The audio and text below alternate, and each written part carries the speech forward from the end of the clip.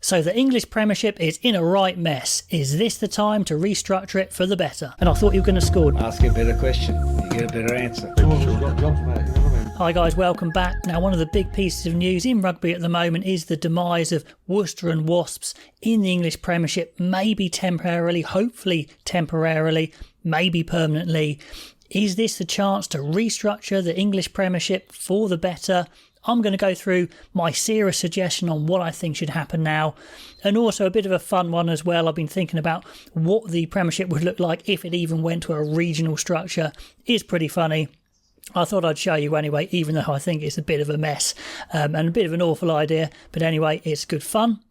Talking of good fun, in these videos coming up to the Autumn Internationals, I have been pitching the Fanzo app and the Guinness Pint Predictor game that we've been involved with Fanzo. They've contacted us, they've set up our own league for us. Use the code ANALYST to get into it. It'll be great fun. You predict each result and the score of every game in the Autumn Internationals. Now obviously you're in a league with myself and the other viewers of the channel competing to see who's the best predictor. But also you can win pints of Guinness. Now obviously it's for over 18s, drink responsibly, all of that good stuff, bedrinkaware.co.uk. But all you have to do is download Fanzo, the Fanzo app, use the code ANALYST and you're in for free. And if you predict a game within 10 points, so the correct result and the score within 10 points, you win a Guinness for a friend. If you get within 7, win a Guinness for yourself. It's that straightforward. If you're half decent, lucky or both, you're going to win some pints. Or of course, you could give it to a friend if you're feeling nice. Now, loads of you have entered already, but I'd love to see more of you on there. It's going to be good fun. Get involved. Fanzo app, Guinness Pint Predictor, code ANALYST. So let's get into this discussion, and really I just want to know what your thoughts are, because the collective wisdom of all of you is always going to trump myself. But anyway, here's my 2 pennies worth. Here's a bit of background. Like I said, Worcester Wasps, maybe temporary, maybe permanent demise, but this is a chance to restructure and make things a bit stronger. Now, when rugby went professional originally, the RFU, they did have an opportunity to take control of the professional game, but you could argue they went for the slightly easier option of letting clubs run themselves as businesses, which is cheaper for the RFU, but of course they relinquish that control, and the fight between club and country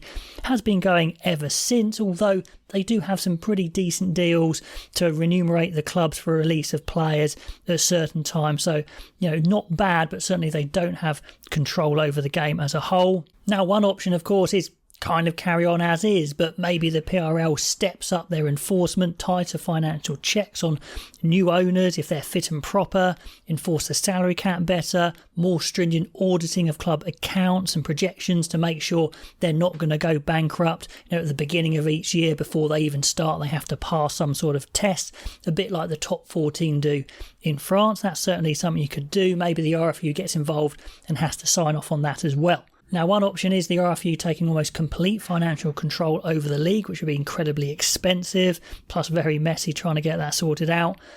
Another option is, trying to get some England internationals onto central contracts, maybe a lot of players onto central contracts to ease the financial burden on the clubs. The RFU then would have almost complete control on how much rugby those internationals play, a bit similar to Ireland. Or you could go the whole hog and disband the clubs and have a franchise system. So which of those might you go for, if any, and in which form? Now, option 1 is probably the most likely. Maybe with that reduced number of clubs, 10's been a number that's been thrown around. How they decide who the 10 are would be interesting, because at the moment there's 11, so who would get chucked out? Maybe it's a relegation thing in 1 year. Now, under this model, English clubs may have to give up a little bit on the idea of winning in the European Champions Cup and focus more on the league, because they'd have a smaller budget, and maybe that is the price for being financially stable. I mean, personally, I'm okay with that. I don't think there's any right where English clubs have to compete in Europe. It's better for them to be stable at home than to be pushing themselves too far and their players too far, considering the number of games they play already. Yes, with less games, there might be less injuries, better availability for the national team, and also reduce those clashes, for example, making the Premiership final happen a bit earlier, which could help.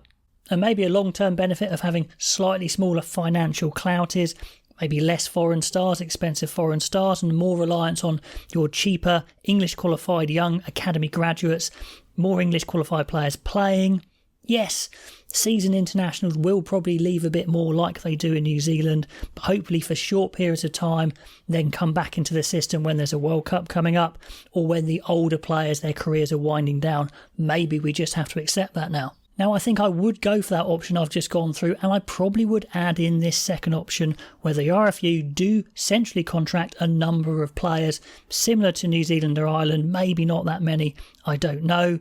It would be very expensive for the RFU, but it would help those clubs stay financially healthy, and also it would mean that they would have those stars available for England when they wanted them. They can make them rest when they wanted, but on the flip side, they play less for their clubs, and does that devalue the actual club competition itself? So a careful balancing act there.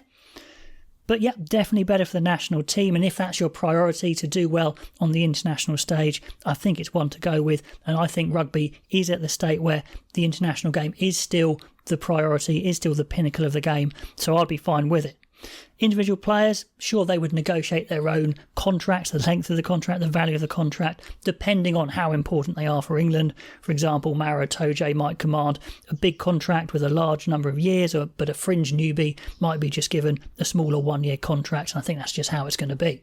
Now, a strict franchise system like they have in America, I can't see it happening, but you could have it where the club brand, the name is owned by the RFU, and then essentially that franchise is rented out for a period of time by a company and owner, and they own a certain area of the country that franchise may be. Or you go for a kind of regional system where you use the clubs as a hub, if you like, for a certain area.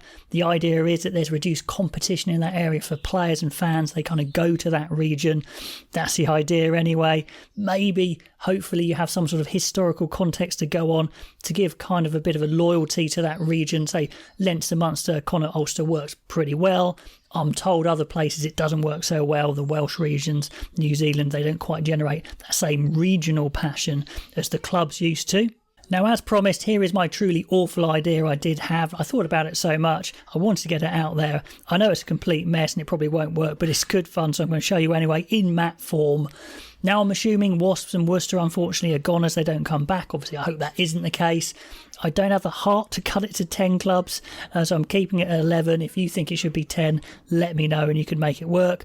Anyway, I've divided up England into regions that are kind of historical, kind of a bit manufactured. So one of the positives here is you see my face go away. Here's the map. Here are the 11 clubs, and I'm going to try and chop up England into some sections. So here we go. North East Falcons, that's what I'm calling them.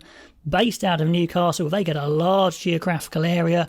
I'm trying to even up the populations a bit, but, you know, it's not going to be perfect at all. But anyway, I've given them a large chunk there. North East Falcons, think it's quite a cool name. Moving on, in the northwest, we've got the Northwest Sharks. I know it's not quite all the northwest, but it's a large population centre there around Manchester, Liverpool, that sort of area. Northwest Sharks, again, quite like it. Think it's not bad. Would it work? Possibly. Then moving on, we've got the Mercian Tigers, based in Leicester. I've brought back the ancient name of Mercia because I was kind of running out, kind of like a North Midlands type area. Could work, potentially. Then moving down, we have the East Midlands Saints. They have that Central Midlands area, based around Northampton, of course. Yeah, that could work for a bit of identity. Then it gets really messy.